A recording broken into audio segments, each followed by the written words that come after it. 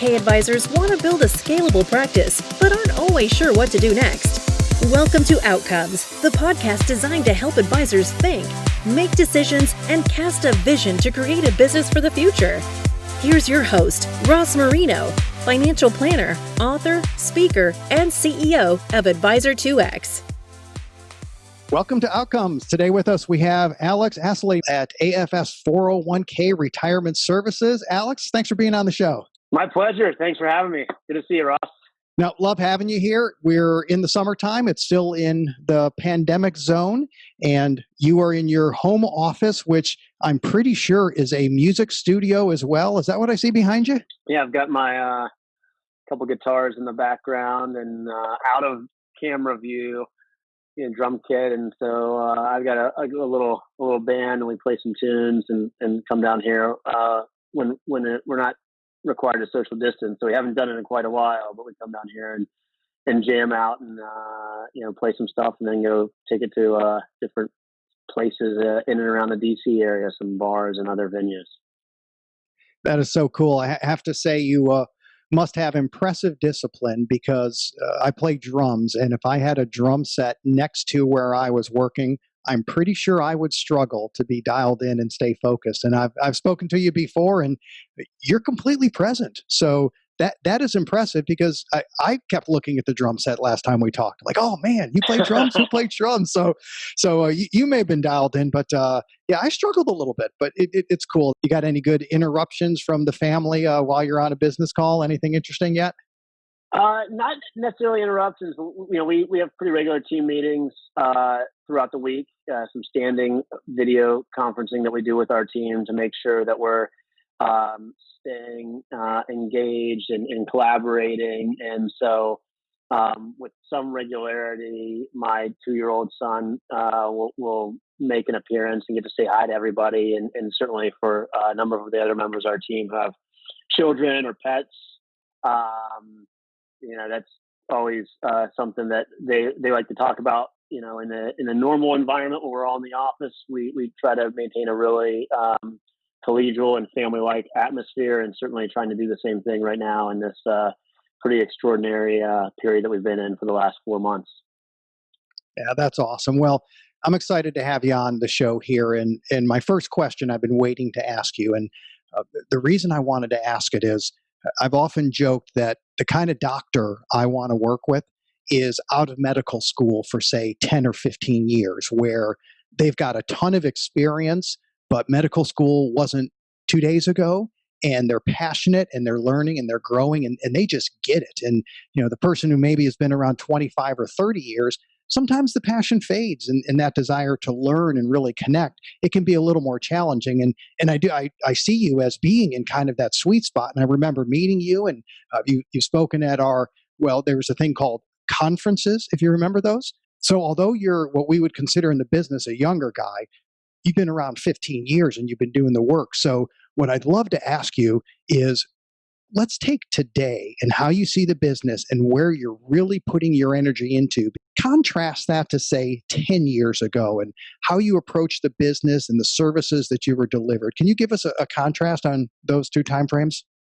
Well, sure. It's a great question and a good way for me to think about all of the progress that we've made as a company and serving our clients, but that the industry's made and certainly matured over the last 10 years. I think, one component of retirement plan consulting and retirement plan services that is just at the center of our hearts at AFS and the work that we do is around financial coaching, financial advice, financial wellness, whatever phrase you want to use to define that. And we've seen just a significant amount of development and technological advancement and service model evolution over the last 10 years, that despite some of the differences in how various advisors are delivering this, or our record keeper and vendor partners and third-party tech firms are creating the products and platforms to do it,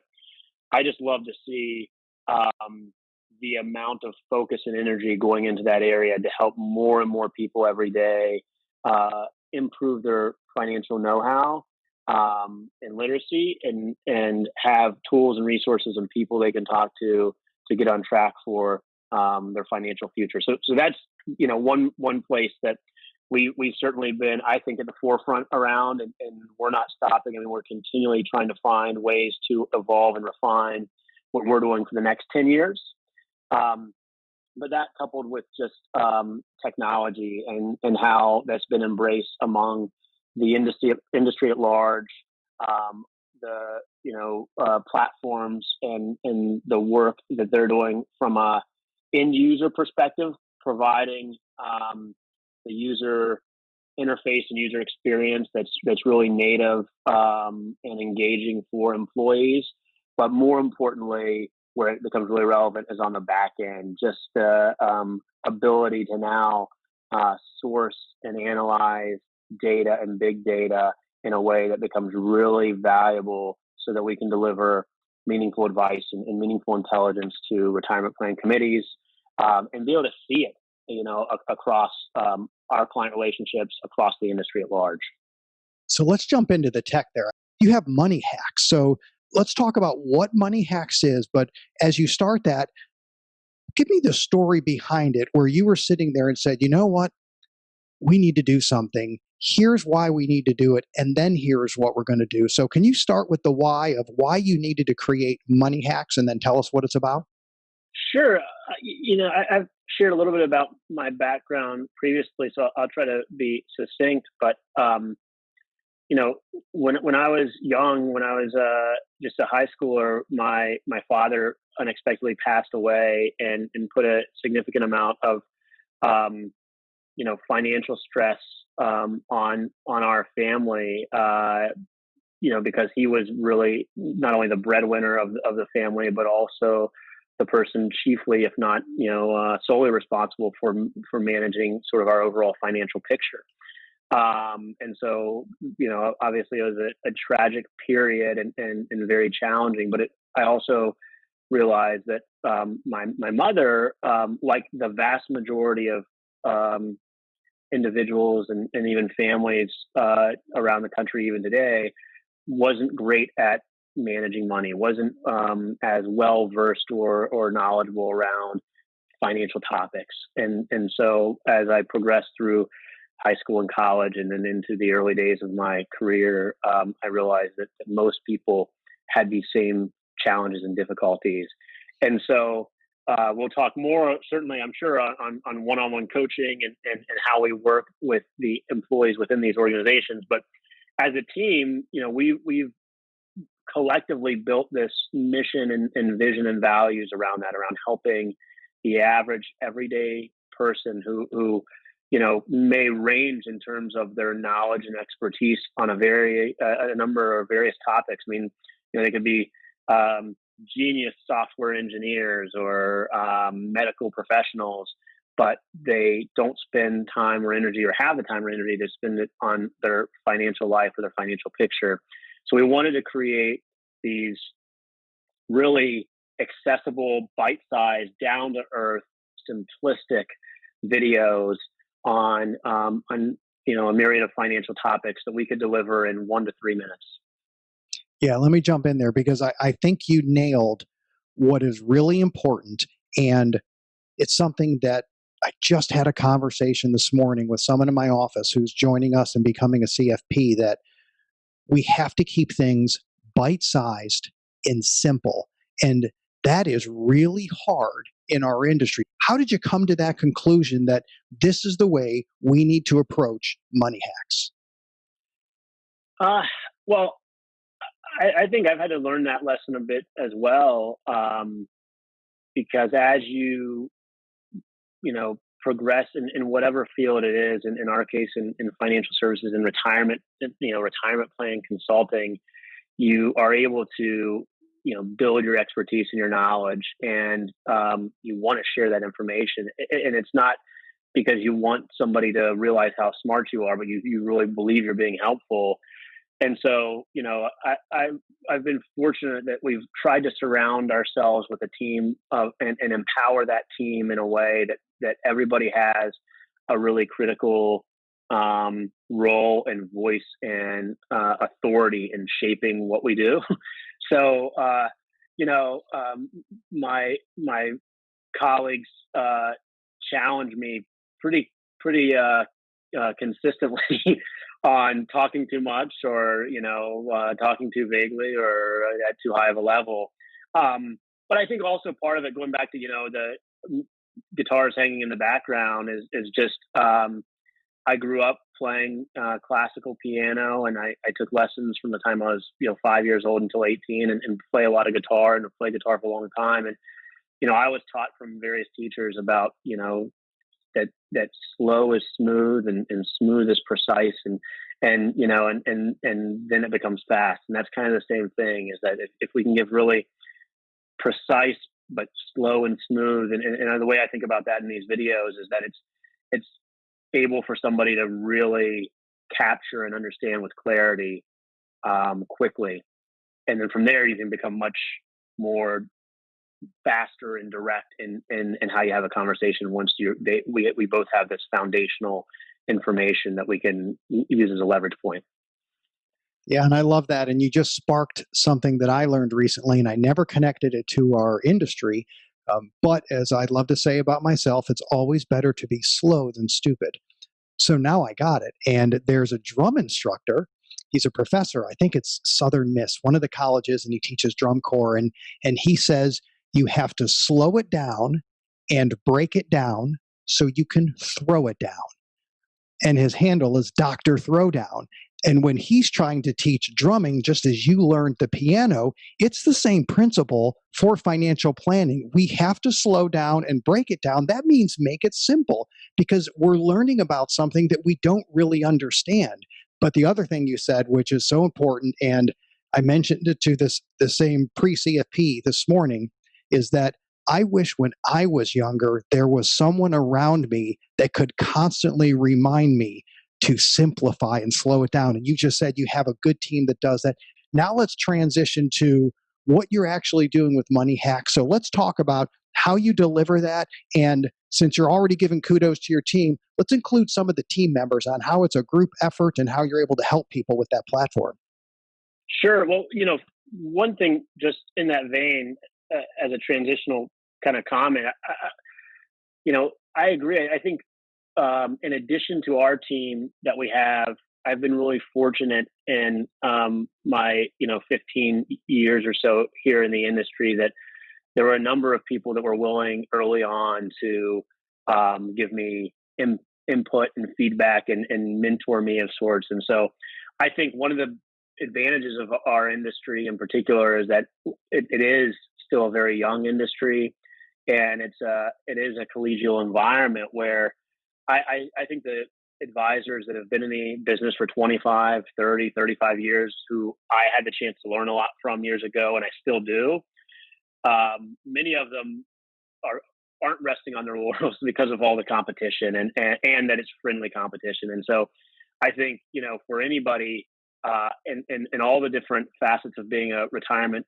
industry practitioner, there's a great group of people that want to be helpful and that can share ideas. So even if you don't have a team, leveraging some of the folks, and there's a lot of other, advisors that I consider peers that are doing some great stuff on LinkedIn and other, social platforms that are really open, that I'll reach out to and say, hey, you mind if we get together and talk? Because I want to hear more about how you're doing this or how you did that. So our team does the same thing. And so, we've got a number of consultants on the team, in addition to some professionals who are focused just on financial wellness. So Beth Raven in our office is our director of financial wellness. And so she works tirelessly on how we're creating the programs, the content, the service model, and then the mechanisms for reaching employees within these organizations to deliver them really meaningful guidance, counsel, and advice. And Money Hacks is just one facet of that, of video content that a lot of people who might listen to this session that we're doing will see, because we make it public on LinkedIn and on Twitter. But for our client relationships, we're also delivering that integrated into really topic-specific content that employees will either identify as important to them, or through some of the financial wellness platform tools we have, they'll answer questions or they'll engage with us, and it'll trigger an action that this topic that we do on Rock or Not to Rock is important for you to catch this 3-minute video. So would you say that the content and how you're delivering and what you're delivering with Money Hacks, does that spring out of the meetings one-on-one and with the plan? Do you think it's the other way around? How do you integrate that together?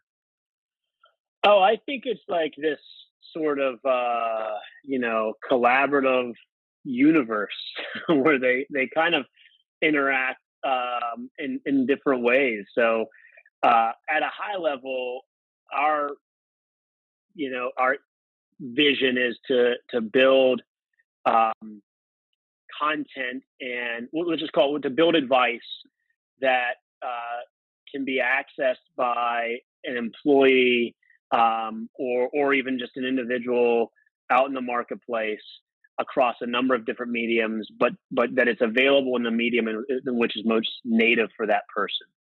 So if you're somebody who is very comfortable or most comfortable spending time searching, some websites, and you want to read longer form blog posts on a specific personal finance or financial advice topic, we're going to have that there. If you are like most of the population that wants to get it in a 60 or 75-second video, we're going to have the content with you for you there as well. And then where I think, again, most people ultimately end up is they want somebody to talk to. They have their own ideas and beliefs and perhaps idiosyncrasies, and they're just looking for somebody who they can trust, who they can build a relationship with, who's going to give them independent advice, where they can ask questions across their financial life. And so we want to be able to deliver on all those areas, but do it in a way that makes the most sense for you as the individual, and then give you this kind of hug around you with content so that you're staying engaged and staying accountable to reach the goals that you have. So what do you think about advisors who look at a robo-advisor or look at an app on a phone and are worried that their job is going to be replaced because the people can access this information right from their phone, and they're concerned. They wonder if they're going to be replaced, or maybe the people are only going to get just enough information to be dangerous. What do you think about that? I don't worry about that personally, and I think that for many of the advisor peers that I talk to, they're delivering really significant value and services above and beyond what a robo-advisor can do. I think if you're an advisor that is solely, building an investment menu and creating, asset allocation tools, that perhaps, you might be challenged, or your business model might be challenged by a robo-advisor. But I still think that at a plan level, the committees and the fiduciaries on retirement plans need a lot of guidance. They need management. They need somebody to lead them and ensuring that they're maintaining and creating a high quality program. And then at the individual level, while there's certainly going to be a percentage of the population that can manage their own financial lives and their own assets on their own, or can do it through some type of tech-driven platform or robo-advisor. But the vast majority of investors and employees at companies across the country still want that human interaction. They still want somebody they can talk to, whether it's over the phone or via email or in person when we're able to do that again, or via video conference like this. I don't see it as a total disruptor. I think it actually adds a component of value to the work that we do, especially for the model that I think most people have. Yeah, and I'm with you. I know some people will want to do it on their own. They can do it on their own, meaning that they have the ability to go out and do it on their own. And yeah, some will choose to do that. And frankly, those people were going to do everything on their own anyway because they like the control. You guys are doing a lot of one-on-one meetings. And I just spoken with Brad Aarons, and he calls it financial planning for the 99%. So I thought, that's great. That's exactly what we're trying to figure out here. But what we have to decide is, what can we deliver? How much time do we put in? And then how do we charge for it?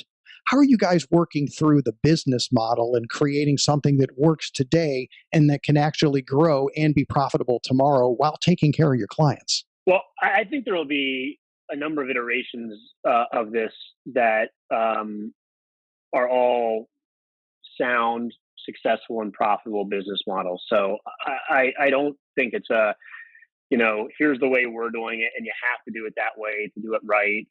As I said earlier, my definition of financial wellness or financial advice may vary slightly or widely from many others, and that's okay.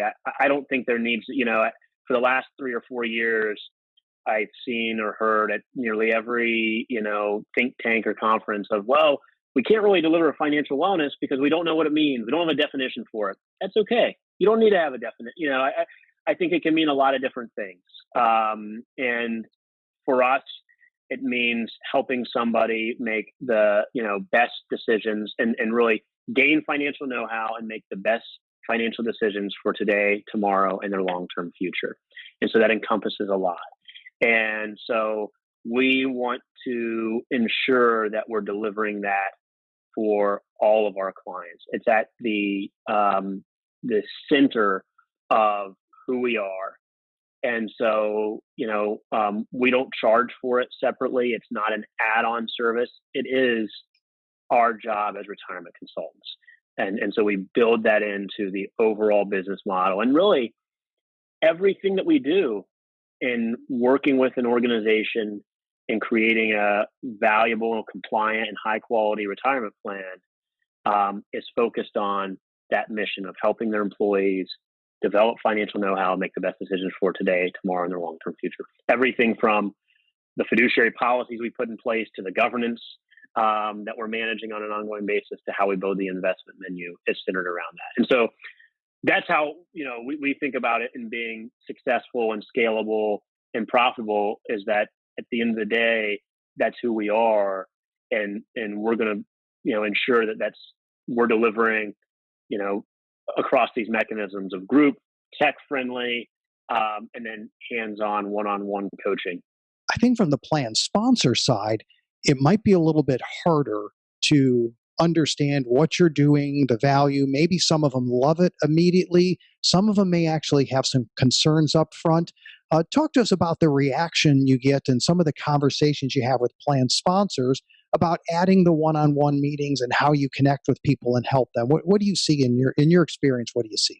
Our biggest challenge from a client acquisition perspective is being able to truly convey to a potential client relationship what it feels like and looks like 12 months or 18 months into the relationship.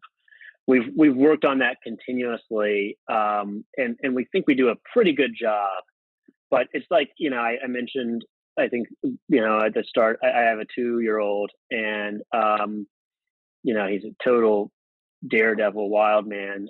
But I remember, being a bit younger than maybe the average age advisor in the industry, although there are a lot of advisors and practitioners coming up younger than me that that's keep me kind of on my toes. And I'm always thinking about how do we make sure that we're staying at the front edge of everything. But being a younger advisor, I always got feedback from people when I was pretty young about, having kids. And that's obviously like just an easy kind of connection with people.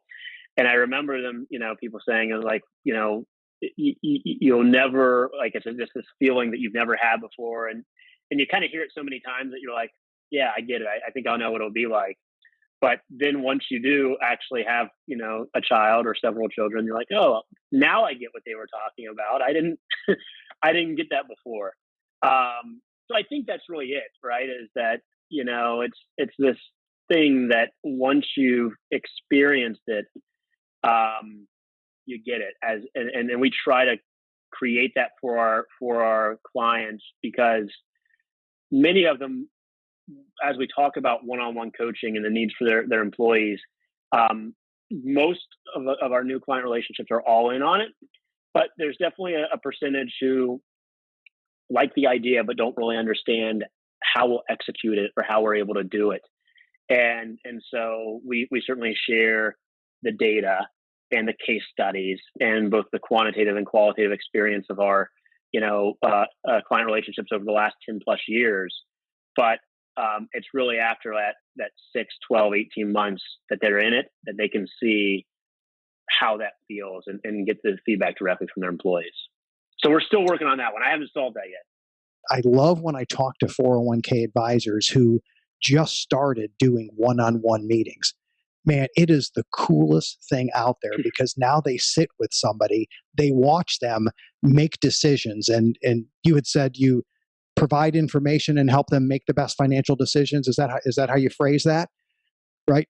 Well, yeah. I mean, we're not shy about it. We're going to give them advice. So we're going to act as a fiduciary at the employee level. That's our model. It's not going to be the model for everybody, but we want them to become more informed. We want them to be more knowledgeable, so then they can make the best decisions, but in the context of their entire life. So I think that one of the historical shortcomings of the 401k industry is that for many years it was make the best decisions for your retirement.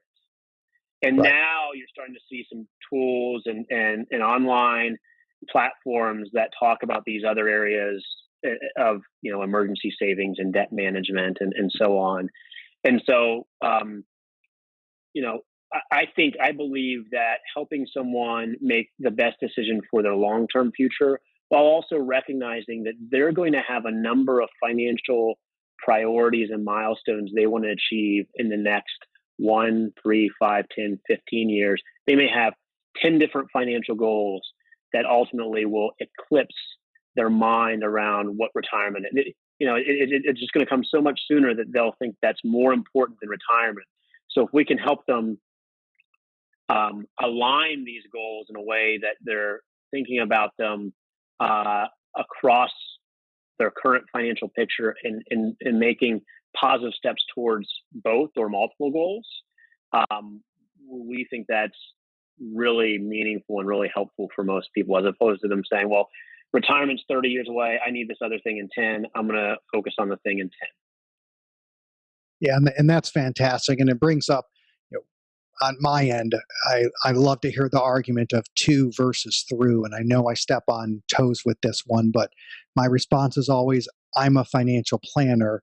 There is no to, period. There is no to. You can't even say to death, because for most people, they have interests after they die of what they want the money to happen. So this is not a conversation of to versus through, other than to help educate the person. And I hope I sound humble when I do that, but it's one of those things that I struggle with, is this whole to versus through, and what are we here for? And you have a grasp of that. You are now breaking it down bite-sized. You're delivering it to people where they're at in life to help them make the decisions. And if you can, you give them advice, and that's great. It's going on right now. I certainly think it's the future. We're going to end on that note. I think this is awesome. How about some parting words on anybody out there who's getting into the business or considering making some changes with their practice?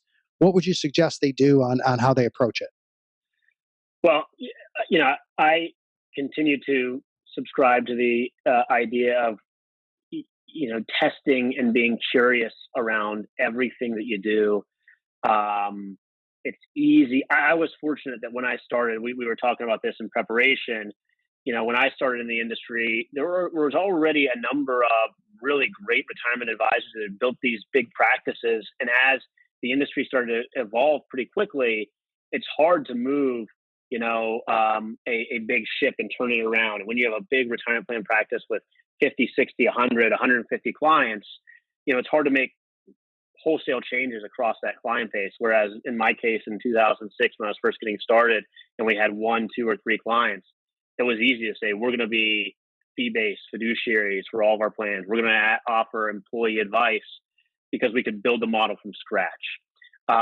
So that's where I think the advisors who are young advisors getting into the industry, who have been in 3, 4, 5 years, continue to think about how you can create a better model to do what you think is most important for your clients, their employees, and for those of us who've been in the industry a little bit longer, and certainly those that I learned a lot from. And I think many of us are already doing this because of how much competition there is in the industry. Experimenting, testing, retesting, refining, and challenging our thoughts and our service models has only helped to create an environment where I think, you're seeing a great deal of success and efficiency in the private retirement system because of all the work that we've done collectively over the last 10, 15, 20 plus years. I agree. Great way to close. Thank you so much for being on the show today, Alex. It's great talking with you and listening to you. Ross, my pleasure. Great to see you, man. Have a great rest of your day. Take care. All right. And as always, answers matter most when we're asking the right questions. Thank you for listening to Outcomes. Subscribe now to be notified when new episodes become available. The information covered and posted represents the views and opinions of the guest and does not necessarily represent the views or opinions of Advisor 2X. The content has been made available for informational and educational purposes only. The content is not intended to be a substitute for professional investing advice. Always seek the advice of your financial advisor or other qualified financial service providers with any questions you may have regarding your investment planning.